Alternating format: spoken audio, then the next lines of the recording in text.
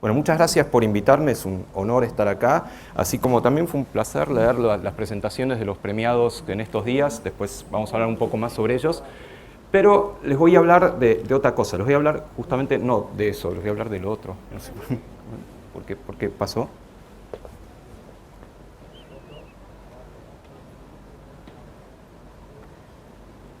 Ahí va. ¿Sí? Les voy a hablar un poco de qué es ser visionario en la ciencia a través de la historia de la ciencia. ¿Cuáles son los ejemplos de la historia de la ciencia que nos dicen los niatos que la pegaron, que vieron más allá de lo que fuera? Básicamente esta palabra innovar está muy de moda últimamente. ¿Sí? Muchos de ustedes vienen de una carrera científica o están directamente en algún mundo empresario o tecnológico, pero últimamente si vos haces un subsidio de investigación y no pones el último párrafo y no dice innovación, fuiste. ¿Sí? No te lo van a dar. Vos tenés que hablar de innovación y nadie sabe muy bien qué quiere decir la innovación. Hay que usar la palabra. Yo les voy a proponer una definición de innovar o de ser visionario que es muy sencilla, que es mirar desde otro lado, mirar con otros ojos. Y en particular, los ojos que más me interesan para mirar son los ojos científicos. Y eso lo podemos hacer en cualquier tarea, trabajemos en lo que trabajemos, hagamos lo que hagamos. Si nos ponemos ojos de científico, ojos de ciencia o anteojos de ciencia, seguro que vamos a mirar desde otro lado. ¿Cómo es esto? ¿Qué ejemplos tenemos históricamente de esto de mirar desde otro lado? En principio, uno podría pensar, todo bien, pero ¿cómo haces para mirar las cosas de otro lado, para ser visionario, para tener nuevas ideas? ¿Hay una ciencia que te permita decir esto va a andar bien, esto va a ser más creativo, esto es más de lo mismo, lo que fuera? Bueno, si hay una ciencia, como corresponde, debe ser un plomo, ¿sí? Porque todo lo que es científico, por supuesto, es un plomo, pero vamos a ver que no es tan así. Que de hecho en los últimos 10 años más o menos empezamos a entender qué pasa en el cerebro para tener nuevas ideas, ¿sí? Asunto, ¿por qué pongo esto de que si es científico debe ser un plomo? Porque cada vez que vos, en cualquier ámbito, aún un ámbito tecnológico como este, vos hablás de ciencia, es como que, bueno, están en otro lado, son los científicos, están en su laboratorio, que hacen lo que se les canta, no miran para afuera, no hay mucha interacción. Y hay un montón de ejemplos de esta división ciencia-resto del mundo. Uno tiene que ver con el antepenúltimo, tampoco el anterior disco de Fito Páez, que se llama Confía, bastante choto acá entre nosotros, pero no importa, ¿sí? Pero hay una frase, hay un verso en ese disco que dice exactamente lo que yo les estoy diciendo. Pareces una flaca de exactas, explicando lo que no hay que explicar. Traducción, pareces un estudiante de ciencias que viene a romper las bolas. Uno lo que quiere es disfrutar el mundo. Uno quiere tirarse en el pasto a mirar las estrellas y viene el plomo de un astrónomo a decirte las elipses y las supernovas y qué sé yo. No, uno quiere disfrutar, no explicar científicamente lo que pasa. Y no es contrapuesto. Entender científicamente lo que hacemos puede ser enormemente disfrutable. Sin embargo, hay una división, mirar el mundo científicamente versus el resto del mundo. Y en general los científicos perdemos por goleada en ese partido. Y si hay una división entre ciencia y el resto del mundo, entre tecnología y el resto del mundo, es aún mayor. Tal vez ustedes que, sobre todo los productores que están cada vez más ayornados con el uso de tecnología, no les pase, pero al resto del mundo nos pasa de la tecnología, es algo así como magia. ¿Sí? Y esto es una frase de Arthur Clarke, del escritor de ciencia ficción, ¿sí? Que dijo eso, la tecnología más avanzada para nosotros es magia. Y es así. ¿Por qué yo estoy hablando y sale fuerte por algún parlante? Que hay un montón de japoneses que dicen más fuerte, más fuerte, más fuerte y otro grita en el parlante. No sabemos. Hay una división entre uno y otro bando y eso va en contra de la innovación. Si nosotros pensamos que mirar el mundo científicamente o tecnológicamente no nos corresponde, le corresponde a otros que están en sus laboratorios o inventando cosas o teniendo visiones, y obviamente que nunca vamos a innovar. Por eso es que a mí me interesa ver ejemplos históricos de qué pasó con esto, ¿sí? O ejemplos de, digamos, cómo fue que se juntaron dos cosas que no tenían nada que ver y de pronto salió algo innovador, algo visionario. Y cuando digo cosas que no tenían nada que ver, ¿sí? ¿A qué me refiero? Por ejemplo, me refiero a esto, ¿sí? A la rueda. ¿Sí? La rueda se inventó hace mucho, no sabemos cuándo, ¿sí? Los arqueólogos no están muy de acuerdo todavía y los antropólogos históricos tampoco, pero hay evidencias prehistóricas de dibujos de cosas que parecen ruedas en cuevas, etcétera, etcétera. O sea, hace mucho que convivimos con la rueda. Y les quiero hablar de otro invento también, un invento muchísimo más reciente que es este. ¿Alguien sabe cuándo se inventaron las primeras valijas? Las primeras valijas son antiguas, en tanto baúles, y hay evidencias de más o menos del Imperio Romano, ¿sí?, de que hubo valijas. Pero las valijas, como las entendemos hoy, son mucho más recientes, son renacentistas. O sea, en 1500, 1400, la gente iba con su valija de un lado a otro. Tenemos la rueda por un lado y la valija por el otro, y de pronto llegamos a esto. ¿Sí? ¿Y cuándo se inventó la primera valija con rueditas? ¿Quieren apostar? ¿Qué siglo al menos? Y dentro del siglo XX, décadas 70. La patente, que uno diría es el nacimiento de la valija con rueditas, es de 1970 y poco. O sea, convivimos durante milenios con ruedas por acá y valijas por acá hasta que un ñato dijo, la podemos juntar. Y eso es revolucionario. Juntar cosas que aparentemente están totalmente disociadas y de pronto alguno dijo, juntémoslas. Las primeras eran una porquería, algunos de nosotros nos acordamos de las primeras valijas con rueditas, unas que se rompían cada 2x3, y etcétera, hasta bueno, finalmente se fueron ajustando las patentes hasta que llegamos. Eso es innovar. Juntar cosas que aparentemente no tienen nada que ver, ruedas y valijas, e inventar la valija con rueditas. ¿Sí? Pero ¿de dónde salen estas ideas tan locas, tan de, bueno, de pronto hoy me desperté y voy a inventar la valija con rueditas? Vayamos a la historia de la ciencia para entender esto. Si uno va a los libros de texto de historia de las ciencias, van a encontrar muchas anécdotas justamente de esto, ¿sí? de sueños, que los científicos o los tecnólogos sueñan con algo, se despiertan y acá lo inventan. Vamos a ver un par de ejemplos sobre esto, a ver si es tan cierto esto de soñar. ¿Sí? Primer invento, este señor, ¿sí?, muy conocido por los químicos, señor Kekulé, ¿sí? Y el chiste de los químicos es Kekulé y su hijo, perdón, sé que no lo tengo que hacer, pero es más fuerte que yo, sí. Ay, científico, investigador de CONICET diciendo pavadas, mira. ¿Qué hizo Kekulé? Tenía que descubrir una estructura química, la del benceno. El tipo trabajó 15 años en la estructura del benceno, en otras cosas también, y no la pegaba. Y él cuenta en su diario que soñó una noche con este bicho, el Ouroboros, la serpiente que se come a sí misma o el dragón que se come a sí mismo, un bicho mitológico. Y se despertó de ese sueño y dijo, claro, soy un nabo, no podía encontrar el benceno porque estaba buscando una estructura lineal. ¿Qué pasa si es una estructura que se come a sí misma? Esa es la historia real, la historia canónica de los textos de ciencia. Lo importante de todo lo que yo acabo de decir es un número, 15. Que el tipo estuvo laburando 15 años para tratar de entender al benceno. Entonces, si efectivamente soñó con eso, que no lo sabemos del todo, lo pudo interpretar eso por esos 15 años de trabajo. ¿Sí? Esa visión no hubiera venido de otra manera. Otro ejemplo, ¿sí? El terror del recuerdo de cuarto año de la secundaria, y se los voy a decir, la tabla periódica de los elementos. ¿No les corre un escalofrío? ¿Sí? ¿Sí? Es uno de los más grandes inventos de la ciencia, y la inventó, y uso la palabra inventar, un ruso absolutamente chiflado, Dmitri Mendeleev, uno de mis héroes, ¿sí? Que, de nuevo, ¿él qué quería hacer? Tipo el Señor de los Anillos, un anillo para gobernarlos a todos, una tabla para meter todo adentro, para meter todas las sustancias que existieran, todos los elementos que existieran ahí adentro, y no la pegaba. Hasta que un día, de nuevo según su autobiografía, estaba sentado en su casa frente al fuego, ¿sí? en Rusia, ¿sí? Frente al fuego seguramente con unas cuantas botellas de vodka vacías al lado, ¿sí? Y dijo, claro, soy un nabo, yo quería hacer una tabla en la cual me entrara todo, como si yo conociera todo. De pronto él dijo, no, en esa tabla tiene que haber agujeros vacíos. Por ahí hay un montón de elementos que yo no conozco, y elementos que nadie conoce, y por ahí que nunca vamos a entender, porque no existen más o lo que fuera. Entonces inventó esa tabla vacía, incompleta. ¿Por qué? Por un sueño que tuvo mirando las llamas. Él cuenta que los espíritus de las llamas se movían, por eso digo lo del vodka, ¿sí? Se movían unos a otros y charlaban y qué sé yo, ¿sí? Bueno, de nuevo, ¿qué es lo importante? Él dedicó su vida a esto. El tipo dedicó su vida a encontrar la tabla de los elementos. Por eso es que mirando al fuego, inspirado por un poco de vodka, pudo llegar al concepto de tabla. Y otro ejemplo es más tecnológico, no es tan científico básico. El ejemplo del gran tecnólogo, que es Edison claramente. Edison cuenta, también en su autobiografía, que cuando él necesitaba tener alguna inspiración, se iba a dormir. ¿Sí? Se iba a dormir a un sillón tipo este, con algo en la mano. Y abajo ponía un plato de metal, Cosa de que cuando tuviera le bajara el tono muscular y se abriera la mano porque estaba entrando en sueño profundo, caía lo que tenía, hacía mucho quilombo, él se despertaba con una idea genial.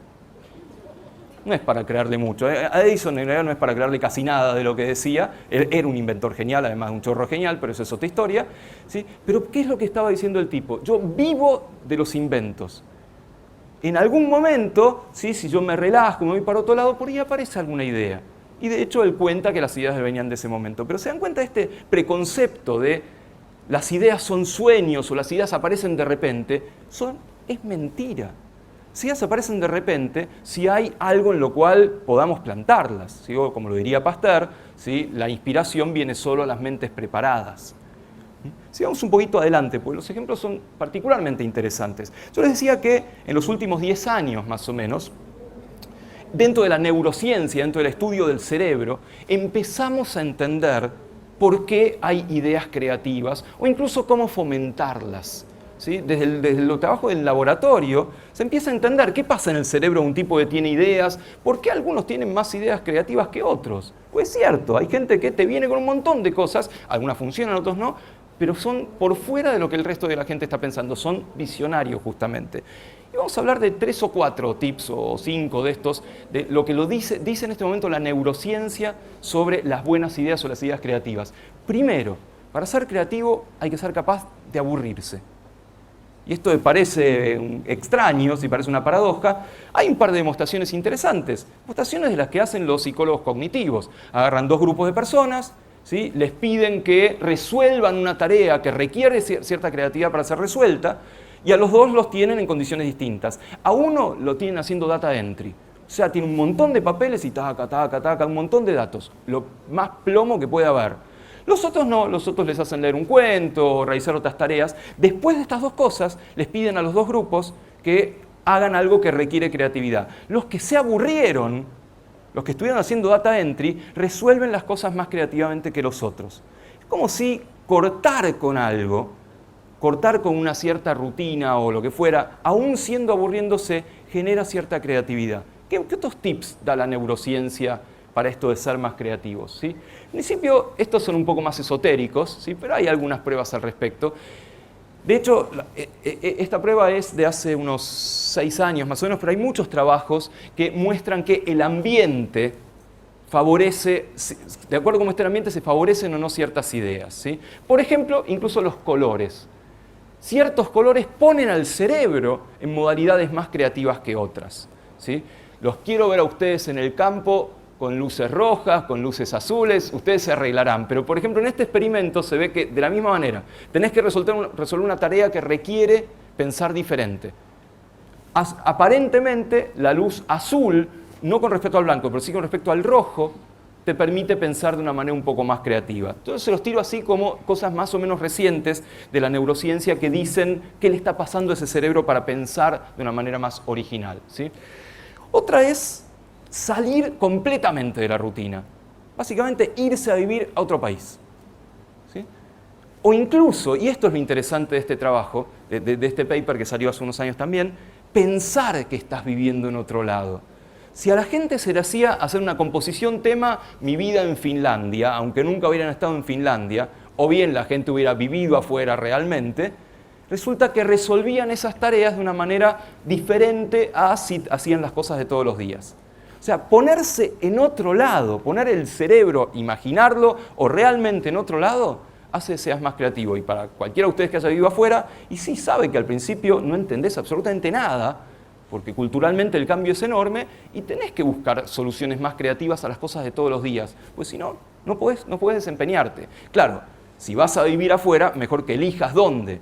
Y hay índices de creatividad de acuerdo a los países. Estos índices hay muchas formas de construirlos. Uno de los más aceptados, ¿sí?, es el índice de creatividad global, que toma varios parámetros. Los más importantes son el número de patentes per cápita del país y ciertos parámetros que tienen que ver con la tolerancia de ese país, en particular la tolerancia en general, pero en particular a la innovación. Entonces, sobre esa base se le ponen numeritos a los países, a ver cuáles tienden a ser más creativos que otros, ¿sí? Entonces, si uno elige dónde irse a vivir, y bueno, mejor que se vaya a Suecia, a países escandinavos, y después aparecen otros, por ejemplo, Japón pica muy alto por número de patentes, pero no es el más alto porque el nivel de tolerancia no es tan alto, y así sucesivamente, ¿sí?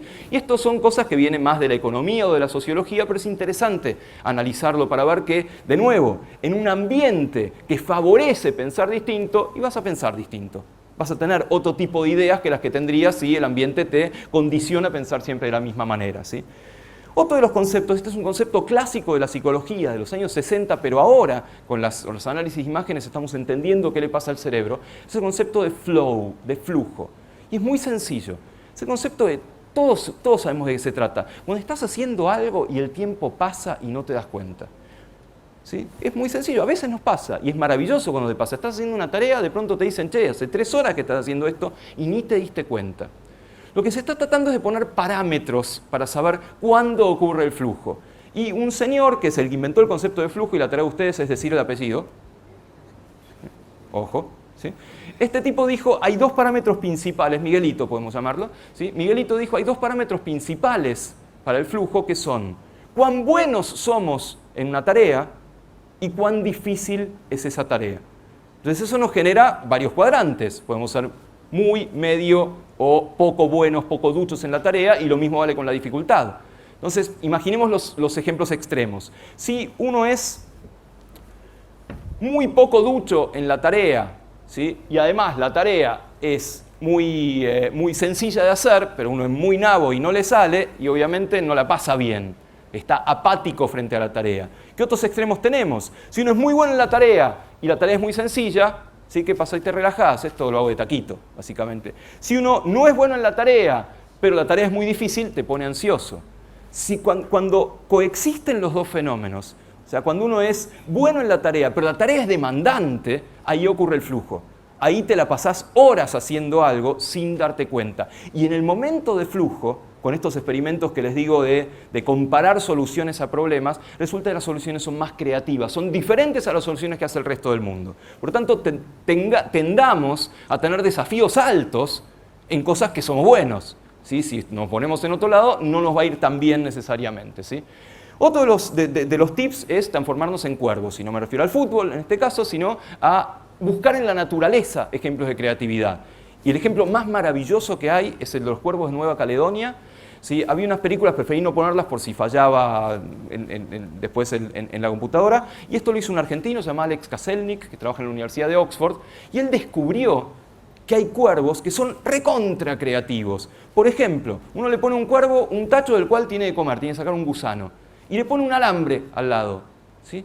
Y bueno, básicamente con el alambre no puede hacer nada, está en una canastita el gusano, el alambre no puede hacer nada. Ese cuervo que nunca vio un alambre es capaz de agarrarlo con el pico, doblarlo, generar un anzuelo, levantar la canastita y comerse el gusano. Esa es una solución recontra creativa, y la está haciendo un bicho muy alejado de nosotros, un ave que no tiene nada que ver con nuestro cerebro. Por lo tanto, en la naturaleza hay un montón de espejos para tratar de ver de qué se trata esto de ser creativo, ¿sí? Yo trabajo con un pedacito de cerebro que mide el tiempo y le dice al cuerpo qué hora es, se llama el reloj biológico. En general uno sabe que rinde mejor más temprano o más tarde, ¿sí? Que uno es más búho, más alondra, ¿sí? Los búhos serían los nocturnos, alondras serían los más matutinos, entiende si es posible a realizar las tareas de acuerdo con su reloj biológico. Resulta que hay un par de experimentos que muestran que te va a ir mejor en la tarea seguramente si vos sos matutino y trabajás o tratás de hacerlo de mañana, y viceversa si sos nocturno. Pero si querés ser creativo, anda al revés. Si sos matutino, las cosas creativas tratá de hacerlas a la noche, que te cueste hacerlas. Si sos vespertino, las cosas creativas tratá de hacerlas a la mañana, que te cueste hacerlas. Eso tiene mucho que ver con el siguiente consejo de creatividad, ¿sí? Fíjense que todos los consejos están yendo hacia lo mismo. Cortá con lo que estás haciendo. Laburá mucho, pensá, laburá, y en un momento cortá. Aburriéndote, yendo en contra de tu reloj, o directamente estando dormido o borracho. Esto no lo repitan fuera de este antro, sí, básicamente. Pero, ¿qué es lo que te está diciendo esto? Si no está recomendando vayan, emborrátense y después sean visionarios. Está recomendando cortar en cierta manera con el funcionamiento normal del cerebro. Pero para eso necesitas todos esos años anteriores en los cuales estuviste dando vuelta a un problema. Hay algo que los psicólogos llaman la regla de las 10.000 horas, que es para ser experto en algo, tenés que haber estado 10.000 horas en ese algo. Los Beatles tocaron 10.000 horas en Hamburgo antes de volver a Inglaterra. ¿Sí? Seguramente Steve Jobs o Bosniak o lo que fuera programaron durante 10.000 horas y lo que fuera, y después sí eran expertos en el tema. Pero después de esas 10.000 horas, andate, dormite, emborrachate, aburrite o lo que fuera, y ahí es posible que fomentes algún pensamiento diferente a los que venías teniendo hasta el momento. ¿Sí? Otro de los ejemplos, y esto ya entra en el terreno de los mitos de la neurociencia, vieron que se habla muchísimo de los dos cerebros, que tenemos un cerebro izquierdo y uno derecho, donde el derecho es el creativo y el izquierdo es el más racional. Es una tremenda exageración basada en un cachito de verdad. Efectivamente, ¿sí? Se sabe que en las tareas creativas, en análisis de imágenes cerebrales, el hemisferio derecho es el que se enciende más que el izquierdo, pero necesitamos los dos. ¿Sí? Si no, andaríamos con un hemisferio para una cosa y otro para la otra. Pero básicamente hay un montón de experimentos que nos muestran que sí, que hay formas de generar una actividad mayor en el hemisferio derecho. ¿Sí? En particular, esto no lo vamos a hacer, pero les cuento una de las pruebas que es notable. ¿Sí? Si ustedes tienen ese dibujo que está ahí, que es un rostro humano, y les piden que dibujen del otro lado la imagen especular, o sea, que vayan haciendo la frente, etcétera, etcétera. Si nombran las partes que están dibujando, o sea, si dicen, ahora estoy dibujando la frente, ahora la nariz, los ojos, la nariz, la boca, les va mucho peor que si lo hacen de taquito, de movida. ¿Por qué? Porque al nombrar las partes, prenden al hemisferio izquierdo, al hemisferio racional que tiene que ver con el lenguaje. Y ese es el buchón, es el policía que le dice al hemisferio derecho, pará, acá mando yo. Por lo tanto, hay formas de disociar ambos hemisferios, y les voy a mostrar uno de los ejemplos. Uno de los ejemplos, si ustedes ahora tendrían que decir, porque es mi hijo. No, las bolas. Bueno, lo dejo pasar, está bien. Mi hijo hace unos cuantos años. Agarran un hijo, o lo que tengan a mano, y le piden sacar una foto sonriendo. ¿Sí? Una foto cualquiera sonriendo. Y ahora esa foto la tienen que partir al medio, ¿sí? Partir al medio y como se les cante, a partir de cada mitad generan la imagen especular. Lo pueden hacer con una fotocopiadora o con Photoshop, con Paint, con lo que fuera. ¿Sí? Entonces, ¿qué hacen? Tengo una cara completa, me quedo con la semicara derecha, si mirada de este lado, o la semicara izquierda, ¿sí? Y a partir de cada mitad de cara genero una cara completa. O sea, esta la duplico y la pongo de este lado, y esta la duplico y la pongo de ese lado. O sea, voy a tener una cara formada por dos semicaras izquierdas y una cara formada por dos semicaras derechas. ¿Se entiende el experimento? El resultado es este. ¡Charán! Son dos tipos distintos. Fíjense, ¿sí? Este está chocho, ¿sí? Papá, viva la ciencia, ¿sí? Y este, papá, no me uses para los experimentos, básicamente, ¿sí? Y esto demuestra la lateralización cerebral. ¿Por qué? Porque cada mitad del cuerpo está controlada por una mitad del cerebro. Este cacho de cerebro controla a esta mitad del cuerpo. Y si dijimos que el hemisferio izquierdo era el más racional, la cara que esté formada por dos semisonrisas derechas va a estar menos contenta que la cara formada por dos semisonrisas izquierdas que está controlada por el hemisferio derecho. Esto es la prueba, una de las pruebas de que esta exageración tiene una base cerebral. Sin embargo, siempre funcionamos con el cerebro entero. No anden por ahí cortándose medio cerebro, cortándoselo a otro, porque no funciona, si no es una buena estrategia para ser particularmente creativos. ¿Sí? Vamos a pasar esto. ¿Sí? Al mismo tiempo, nuestro cerebro en general, ¿por qué digo pensar de otra manera? Porque somos todos humanos, creo, ¿sí? En principio, y todos pensamos de la misma manera y tenemos la misma percepción del mundo. Y este experimento lo demuestra. Estos dos amigos que yo les traje se llaman Kiki y Buba. Y yo les pregunto, ¿quién es Kiki? ¿Chan? Estamos todos de acuerdo que este es Kiki y este es Buba. Y esto es universal.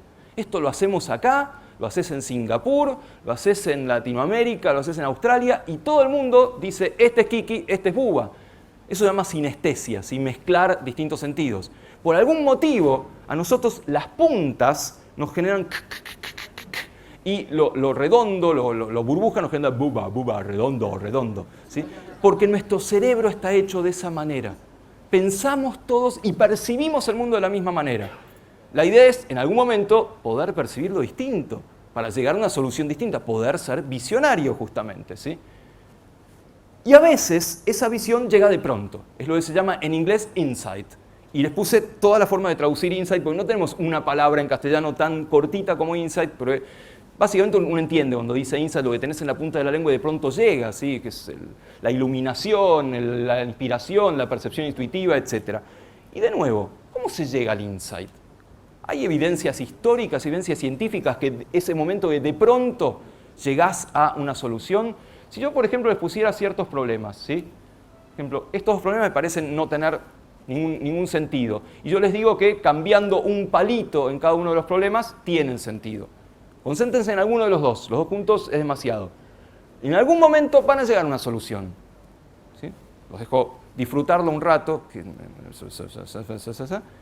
No importa demasiado la solución, pero por ejemplo, si vos simplemente estos palitos lo pasás acá, ¿sí? Es 6 igual a 3 más 3. ¿Sí? Este es un poquito más difícil, ¿sí? Porque involucra no modificar estos palitos, sino los palitos de la operación. Pero en algún momento tu cerebro dice, ya está, lo encontré. ¿Alguno lo encontró? Exactamente, ¿sí? Lo que puedes hacer es modificar este más, ponerlo como un igual. Entonces 3 igual a 3 igual a 3, una tautología. Pero en algún momento el cerebro encuentra la solución. Ese momento es el que llamamos insight. ¿Y qué pasa con la ciencia o con la tecnología en el insight? ¿Qué pasó históricamente? ¿Sí? Veamos momentos de insight a lo largo de la historia. Por ejemplo, un tipo que un día se despierta e inventa la imprenta, un Gutenberg. Lo que nos importa acá es, ¿qué hacía Gutenberg antes de andar inventando imprentas por el mundo? ¿Alguien sabe de qué trabajaba Gutenberg? Era prensero, prensaba uvas. Obtenía jugo de uva para fermentarlo y hacer vino de una manera muy diferente a como lo haríamos ahora. Pero básicamente se pasó años de su vida viendo algo que bajaba así y prensaba uvas u otras cosas. Después de esos años de su vida tuvo el insight de reemplazar uvas por tipos móviles, por letras. Lo que importa acá son los años. El insight no vino solo. Otro ejemplo típico, ¿sí? Los hermanos Wright, los inventores del aeroplano. ¿Qué hacían antes de andar inventando aviones?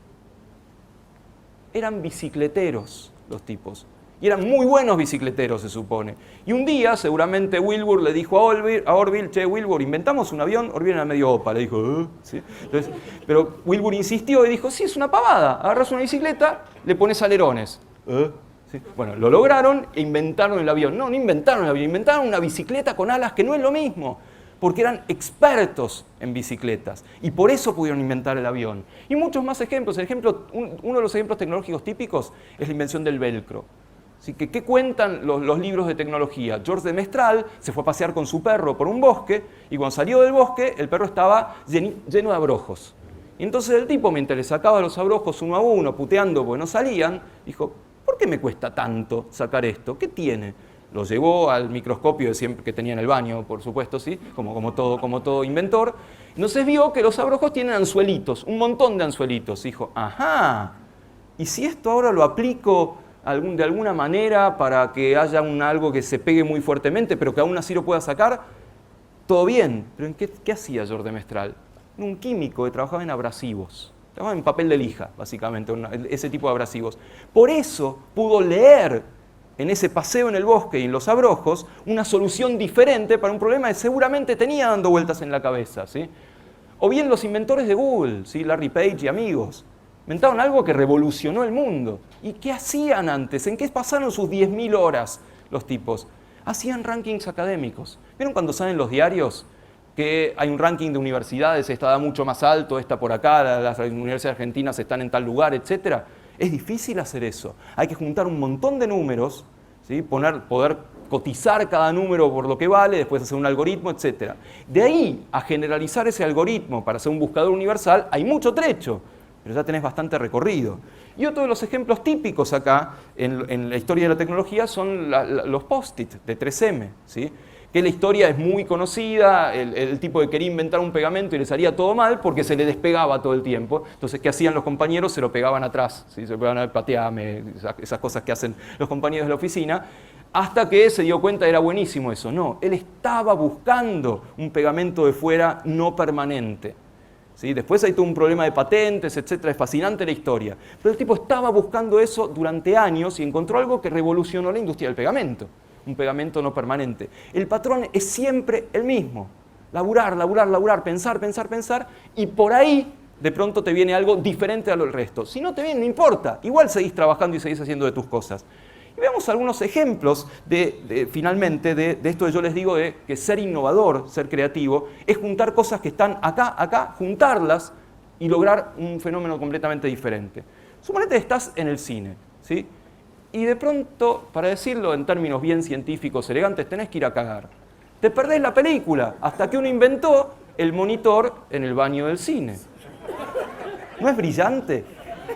¿No es brillante juntar esas dos cosas y no te perdés nada? O si vas con tu hijo de cada 2x3 que ir a hacer pis y quédate en el baño, básicamente. ¿O qué otros ejemplos hay? Estos son contemporáneos y son patentes reales, ¿sí? De juntar esto y llegar a algo completamente diferente. ¿No les pasa que nunca encuentran el alargador? ¿Y por qué el alargador no puede estar ahí mismo y tirás del enchufe? Es una pavada, pero es juntar dos ideas para algo verdaderamente revolucionario. O bien, cuando se te caen gotitas, que las gotitas sean recogidas en la misma taza, o algunos de mis favoritos, ¿sí? Por ejemplo, una mochila con capucha, llueve, no importa, sí, me pongo la capucha, ¿sí? Básicamente, son pavadas, es juntar una campera con una mochila y llegar a algo verdaderamente revolucionario. Esto es una revolución tecnológica, ¿sí? El que viene se los tengo que adelantar porque es realmente mi favorito. ¿No odian cuando se acaban las Pringles y uno tiene que meter la mano ahí y salen todas rotas, ¿sí? Tenés que ahí y te las perdés, pues se rompen y no son ricas tan rotas? Hasta que vino un inventor, ¿sí? Este es escandinavo, e inventó el sacapringles. O sea, algo que está directamente en la lata, agarrando el fondo, y cuando vos, en lugar de meter la mano, lo levantás y te comés tu Pringles muy canchero. ¿No es maravilloso poder pensar eso? Y no es fácil pensar eso, no es algo que vos lo pensás de todos los días. Tenés que haber sentido muy frustrado durante años de comer Pringles y que se te rompan las del fondo, ¿sí? O sigamos con algunos ejemplos de estos. El que viene no es mi favorito porque tiene que ver con el pelo, ¿sí? Básicamente, pero yo en algún momento tuve pelo, ¿sí?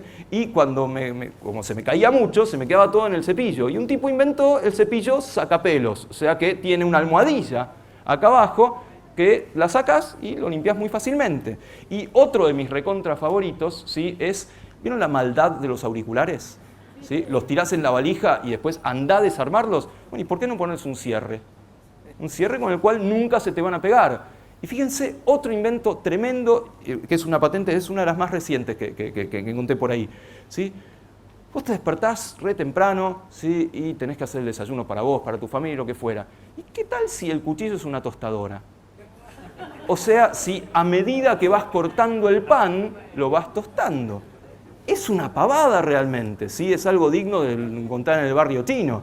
Pero hay que hacerlo, hay que juntar, cortar pan con tostar pan en el mismo dispositivo, ¿sí? O bien hay que inventar otras cosas. Por ejemplo, hay que inventar formas más seguras de transportar sustancias potencialmente tóxicas y, por ejemplo, inventar un ecobidón, que es básicamente lo mismo.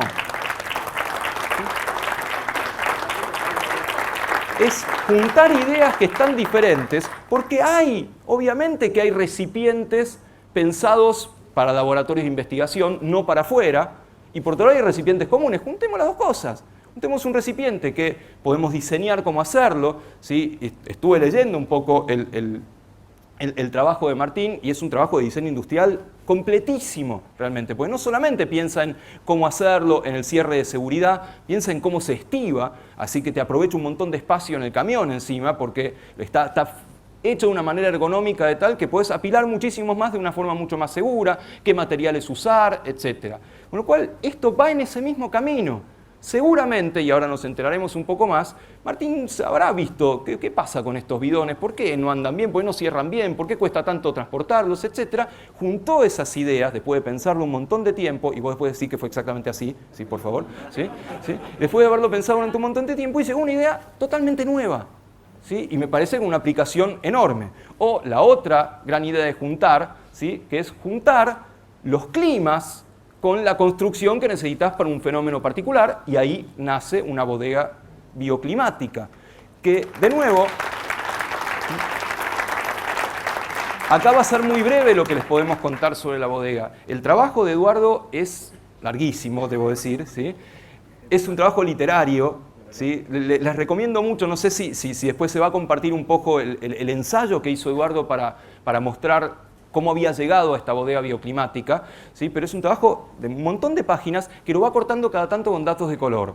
Entonces cuenta cómo distintas culturas antiguas utilizaban la cuestión bioclimática, ¿sí? Egipcios, culturas precolombinas latinoamericanas, qué pasa ahora en Asia, en distintos lugares, con esto de aprovechar algo tan sencillo como hacia dónde orientar las ventanas, algo tan sencillo como considerar qué pasa con el viento, algo tan sencillo como considerar qué partes de una construcción tienen que estar bajo tierra y cuáles tienen que estar arriba, ¿sí?